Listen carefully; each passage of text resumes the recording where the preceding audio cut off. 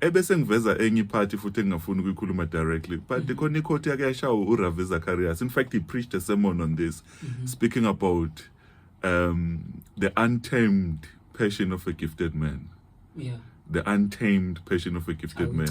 Ukuthi kuyenzeka mfethu ube gifted ube on fire, but uthola ukuthi khona appetite onayo engekho inhle, you know. Yeah. And abantu abaningi bazongizwa kulonto. Kuyenzeka ube gifted ube powerful, but uthola ukuthi khona passion ezoba contrary kulezo zinto lezo. Baze baxaka abanye ukuthi hawo akayidli ngani into ayifida abantu, because you speak so well, but nakho eseqhuzuka. uTD Jakes wake preacher a powerful sermon ethi kuyenzeka preacher a powerful sermon basindiswa abantu the multitude, uthi wehla epulpit mfethu kuphela iconference ubuyolala nonkosikazi womuntu.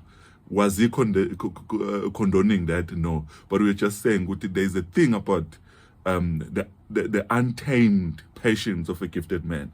Ukuthi ungaba gifted ube on fire, but uthola ukuthi there is a level of discipline that you need to work on, you know, so that you can be in alignment with the gift, because the gift is a when, and then there will have to be disciplines. So at times you can be an observer, uthola ukuthi you can easily see izinto eqhuzula abantu, but at times you are unable to see izinto eqhuzula wena. And here's the thing mfethu ngisalapho khona i-challenge enkulu futhi about the people who are gifted, who can see like 3 days ahead.